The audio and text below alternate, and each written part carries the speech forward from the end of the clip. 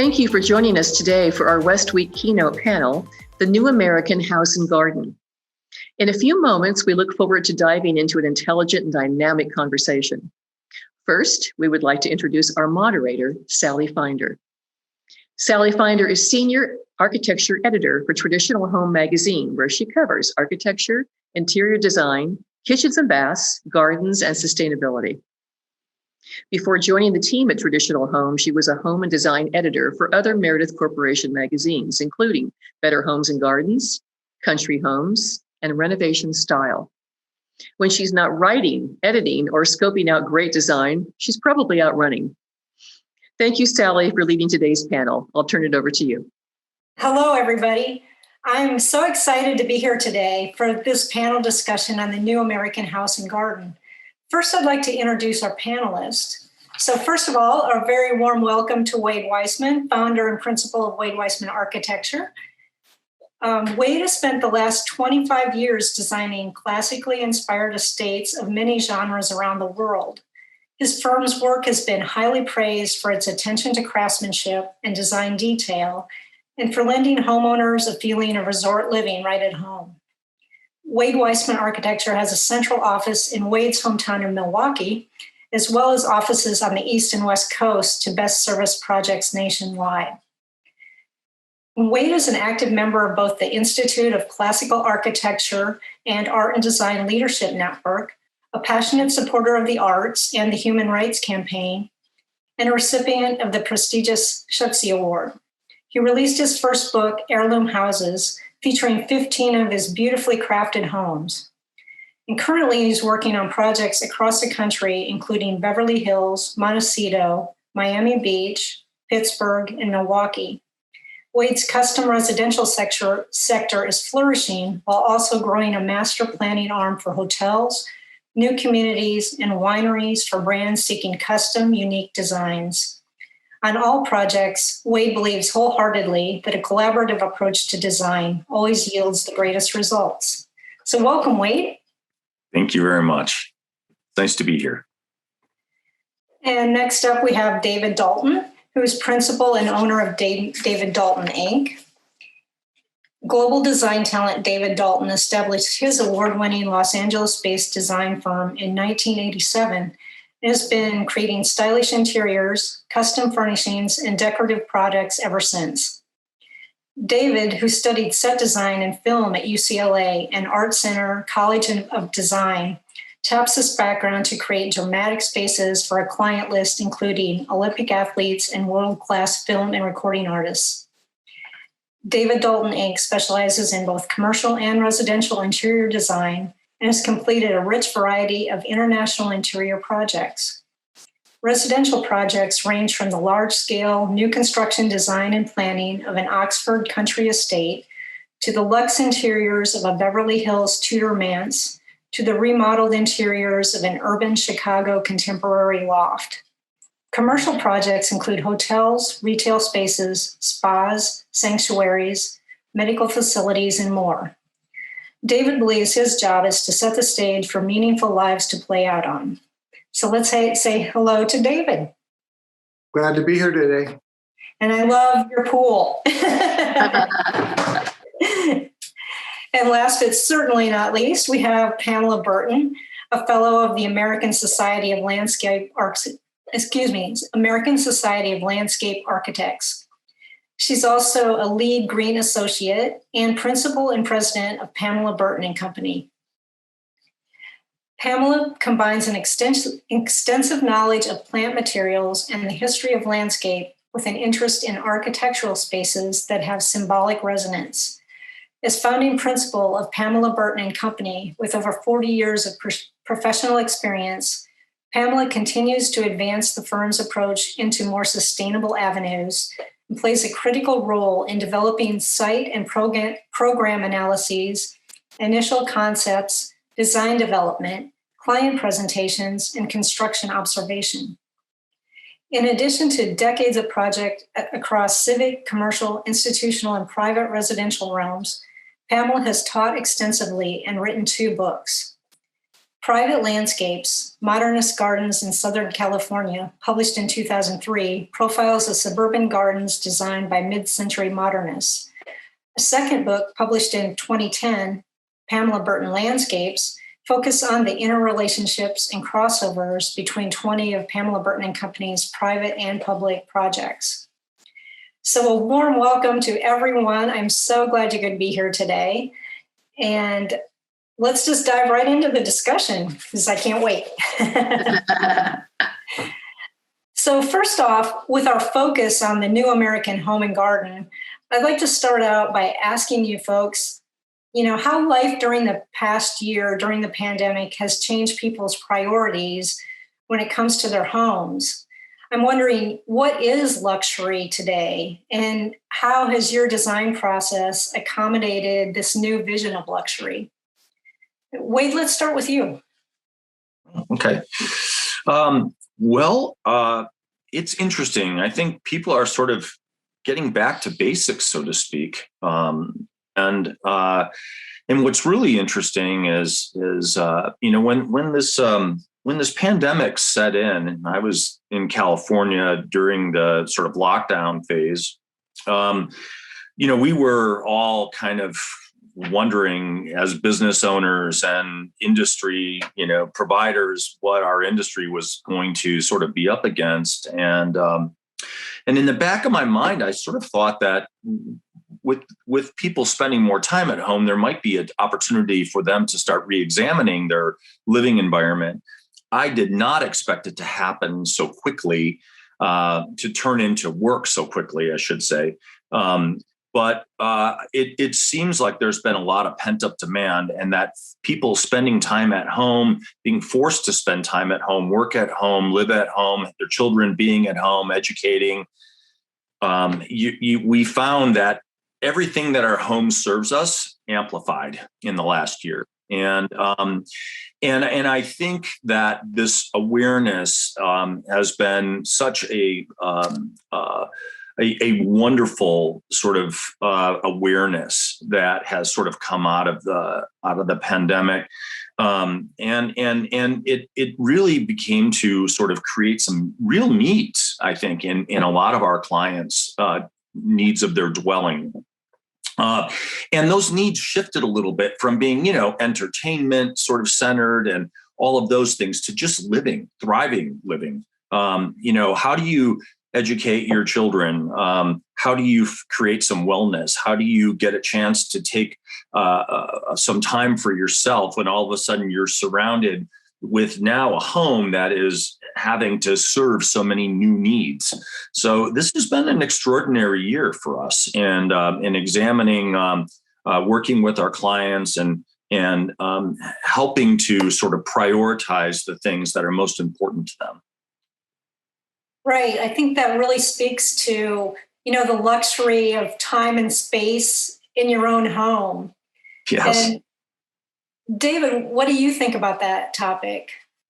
Well, I have to say it's a really interesting time to be designing right now, because I too didn't expect that we would get so busy. It makes sense on one hand, because obviously there's a different focus on home, but that focus has turned into just a really interesting batch of new projects that have come up. And we're doing some commercial projects where we're designing low-income housing. At the same time, we're doing luxury projects like the interiors of a Gulfstream jet and quite a few really interesting residential projects. Each one of them, I think, are different from before the pandemic, in the sense that there's more focus on what they can get out of the home that they formerly weren't looking at. Maybe using spaces that were underused or little used before, or finding new ways to see how different activities in the home could take place. There's a very intense focus on the function of the home. I'd say more focus on the function of the home than there is actually the stylistic direction of the home, at least right now. Right. I think that's a really good point. With function is so important right now with everything we're facing. Right. So Pamela, what does this relates to outside then? What have you seen outside in your projects? Well, I see a real integration of the outside and the inside. And the more that we can feather these things together, the more I think the better the project. And that is being able to utilize the atmosphere and the wonderful kind of weather that we have in Southern California, to have indoor and outdoor places to go no matter where you are. And at the place where I live, we live in the middle of an orange grove. And we have lots of big jacaranda trees, and we have lots of places for people to get out and walk around, because so many times when the families all come together, there's a lot of ruckus and you want to have multiple places to go to. So we have this wonderful walk of 100 trees that you walk down from the house towards the neighborhood, and you have to walk slowly, and you smell all of the different types of lavender that we have growing. You're right next to the Tangelo Grove, and then finally you come to this big giant oak tree. And that's the wedding tree. It's where all the weddings take place. And we've had probably a dozen weddings over the years at this place. They're all marked out for everyone to see and to come to. The idea of living outdoors and indoors simultaneously in Southern California is what it's all about. I didn't think that I could do landscape architecture without knowing architecture. So my master's degree at UCLA is to be an architect. And the formation of space, whether it's building materials or it's plant materials, you are creating rooms that have proportions to them, the height, the width, the directionality, and all of those things make a project spectacular. Knowing how to organize those spaces, knowing how to create a walkway, and to really do architecture. I mean, landscape architecture is the same thing as doing architecture. Landscape is the same because you're forming spaces, and it happen to be living, and they grow over time, and that really changes. So you build a house, voila, c'est ça, right? That's the house. It's done. It's completed. But in the meanwhile, the groves are growing, the trees are growing, and after 30 years, you go, my goodness, look at this place. It's amazing. The oak trees start out so small, and they end up being, we have a wedding tree at the end of the walk because the size of it is ginormous. And the scale of spaces that are created with landscape and with architecture work harmoniously when you have a really good program. Developing a program before the project starts, well, this is what we want. We want to be able to do this. And we meet with our clients and understand really what it is they want to accomplish with the outdoors. And a lot of times we can end up covering in the rooftop of a underground parking area in order to get more playing space on the rooftops. We're always trying to look for ways that we can help our clients prosper and be happy. What do you want to do? And we create a list of ideas for each client. What would you like to see most of all? What don't you want? And that talking and discussing with the clients is really helpful for us to meet their needs. And that's the most important thing that I can think of right now, is developing a project that has a clear direction and has clear motivation. We've been listening to the clients. We know what they want. And then we go to the drawing board and start creating plans and also many kinds of renderings so that they can get themselves inside of it. It's all about communication with the clients, what we can do, what do they want, and how can we make it better. And being an architect, and my degree is in architecture at UCLA, I didn't think I could do architecture without knowing landscape. So I combined the two of those together to make projects that are going to sing. Great. Yeah, we've talked a lot about people wanting specific functions in their homes and their gardens. David and Wade, have you guys seen anything that really surprises you as far as what clients are wanting right now? And what are you doing to meet these needs? Well, I've been doing interior design for more than 30 years, so not much surprises me anymore, I would have to say. But we have had some really unusual projects recently where we're asked to create things that that people have not asked for before. Like what? A lot of it is just transforming space in a house that nobody was looking at before. What can we turn this garage into a theater? Can we turn this closet into an office? Can we turn the rooftop into a yoga studio? Can we turn the pool room into a theater with a stage set? A lot of the questions are really just not so much about extreme luxury, but more about making functional use of the spaces. Right. What about you, Wade? Well, we've always had a lot of projects that are sort of, vacation destination type projects. And so, the second home market, retreat type homes, we've done a lot of, lake living type homes. Our practice, has been, sort of in the Midwest. We've had a lot of like lake properties, second homes, mountain retreats, things. But recently we've had in the last year, we've gotten some really wonderful projects that are the backdrop and context are farms. We had worked on a farm. The project that actually brought us to Southern California was a biodynamic project that we were working on for a client that we've done a number of projects for.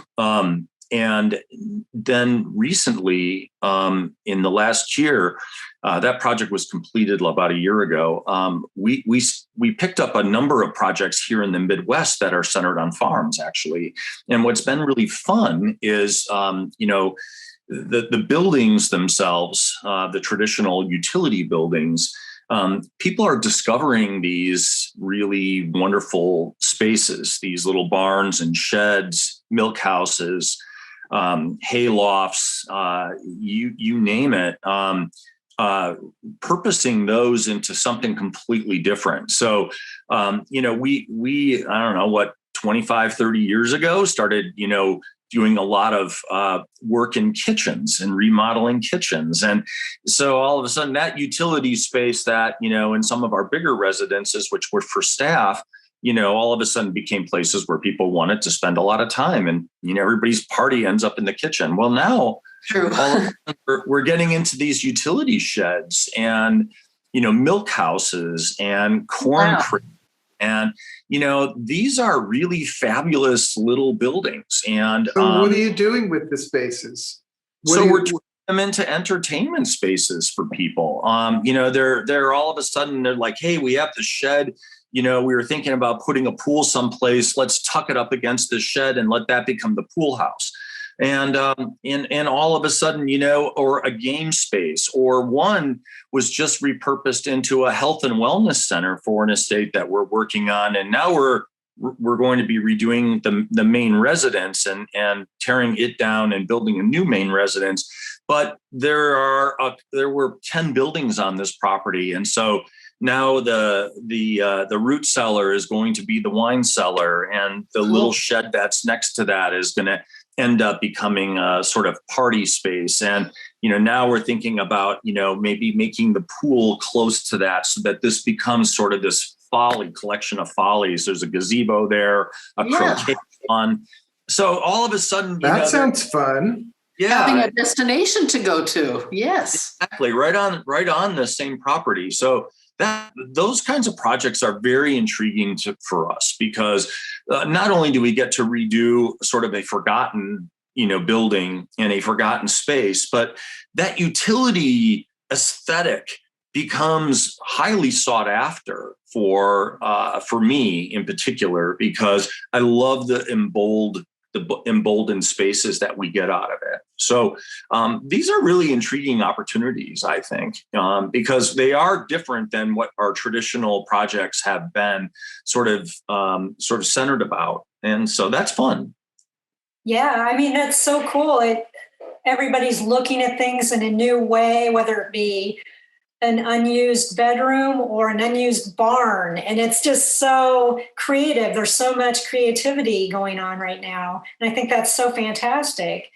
Have you seen any other innovations popping up, Pam or David? Well, yeah, I think getting the outside inside and the inside outside, that's for us the best thing of all, because it gives us a chance to integrate the architecture. It's not landscape, it's not architecture, but it's somewhere in between. And the way that we move through those spaces helps to determine how they're used. And you can have a pool house that's just a walkway with a lay of trees on both sides that take you out to a small area that has the canopy of a tree over it. And the tree itself provides the whole armature of that room. And we've learned to make the soil as useful as possible with the planting of orchards. We're right in the middle of an orange grove. And we've also got olive trees and olive groves, so that we can have our own olive oil and also, of course, all of our own citrus. And this life in California finds us all living in outdoor rooms outside all the time. And, we don't get that much rain a year to really knock things off the calendar. No, it just opens things up and makes people happy to be outside, I think. Right. Yeah, I think the rise of the outdoor room and indoor-outdoor living is so important right now. And in addition to that, as we're moving outside and, seeing the outsides of our homes more too, have you folks seen any architectural trends that are popping up? Architectural trends. Let's ask Robert Stern. I'm seeing that a lot of technology is moving outside. Oh. That outdoor gyms, obviously, with everything having to go outside, now I think people want that at home as well. Can I move my gym outside? Can I move the TV watching outside? Can we do an outdoor theater so we can screen movies on the lawn? All the things that you could do somewhere else before that you now have to do at home. I think people are trying to figure out how to take that technology outside the house. Yeah, I think that's great. How about you, Wade? I think that makes an enormous amount of sense. And the other thing too is it's kind of interesting is, we deal with, a lot of very pragmatic things like building codes and square footage ratios and maximum capacity. You can only have so much space. Yeah. In Santa Barbara, the new building codes, make it almost impossible to, demo and rebuild, because the new setbacks are so much more, stringent and things. So it really forces people to consider how to revamp, reuse, and remodel And then hopefully, take those spaces out of the traditional rooms and put them outside, and create these outdoor spaces, really play with that program a little bit, because, you'd be surprised at how livable these outdoor spaces can be and how much more intriguing they are, when they're done properly and they're, continuous with the inside spaces. And I actually really love that, because then you're sort of blurring it, right? So lot line to lot line really becomes the footprint of the house. And it's no longer the boundary of the walls that creates the, controlled environment. It really is really more of the lot boundary now that we're seeing as being the design limits of a project. Right. So you have the list of spaces that you're bringing outdoors and indoors, but it's the linkages, the pathways that take you there. So what do you see as you're walking, out, 600 feet through the groves, and you come to a room which is made just entirely by a tree? And we begin to, landscape architects, to see how these outdoor rooms can be configured, and they grow with time, grow with the house, grow with the kids that are now having kids. Right. There's a lot of choice real estate on roofs. Absolutely. Yeah, anywhere. No, that's choice spot. Pamela, kind of along these lines, we're talking a lot about self-care now in this climate also. Have you been seeing more frequent requests for like healing plants or anything to do with self-care within the landscape? Yes. The idea of being aware of what plant materials can be used for instance, making certain kinds of creams, of making some kind of, all of the things that plants can give to us. Because we live on this, in this orange grove, and it's about 5 acres, we get everything that we need from the soil, from the trees. And the trees are as good as the soil is nurtured. And that means by bringing in lots of soil amendments that come from nearby places that the animals are resting. There's all of this kind of give back and transitioning out of the normal way of doing things. That's what we look for. Yeah, that's very cool. And I also wanted to get to a couple of audience questions here too. Yeah. First for David, you studied set design and film, and how have you drawn on your unique background for your designs? Well, we say in my office all the time that what we're really doing is setting the stage for people's lives. Yeah. And it's true. I mean, it might sound corny, but it's really true. We really do that. I see it as a stage set, and I see the way that people live in them as actors on that stage set. And that gives us a great starting point to sort of weave a story, create a story, write a script for that particular project. Every project has a script, and good. We sort of account for all the actors who need to play out on that stage. It's a kind of a corny metaphor, especially in Los Angeles, but it does work. Oh, it works. No, that's great. And we have a question for Wade also. You have a new gorgeous book out, Heirloom Homes. And what is your thoughts on what makes a house an heirloom house?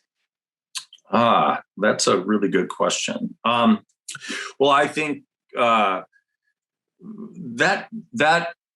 sort of term came out of, we were getting requests by clients who were sharing with us, their motivation for a project, and the motivation to build a family destination home that was multi-generational sort of really was sort of part of the key ingredient that we thought in terms of this, not being a project that was just for the lifespan of the individual, to be utilized for a period of time and then sold and move on. This intrinsic idea of creating something that was going to be passed down from generation to generation and be in the backdrop of a family, and essentially beholden to the events of these individuals, and watching these generations grow up and then be passed down from one to the other, were really really great opportunities for us to be talking about, components of this residence that, essentially would be utilized differently. So, for instance, asking a question about the durability of products, multiple lifetime products. So, utilizing windows that were multi-generational, not something that was going to be changed out, 25 years from now. The roofing materials, the quality of the construction, the timelessness of the need for it to be timeless, and have it be something that was essentially cherished. All of a sudden, all of the questions that you ask about a project change. You're looking at a different, a totally different quality residence and building. And I think those are the things that we began to really, sort of embrace and made part of our practice group. Like, this is something that is, different than what we typically get asked for. And so therefore, I think that the ability to build something that would be transformable over time as well is very important. Buildings then can redefine themselves. There is this, period that we all went through, 15, 20 years ago, maybe even a little bit longer, when all of a sudden, we were repurposing warehouses and turning them into professional offices and condominiums and things. And what was really wonderful about these spaces is they were built with very durable materials, things that were not necessarily things that were sort of overly celebrated, but something that was long lasting. And then what do we do with those spaces inside? And we found that they could, easily be changed, right? They would go from where, but it had these really huge, amazing 15-foot double hung windows that, all of a sudden became amazing for a residence as well. So it's kind of fun to ask yourself these questions. What's this building going to be long after I'm gone, long after the client's gone, but then the generation subsequent, how are they going to use these spaces? It's all up to their imagination, right?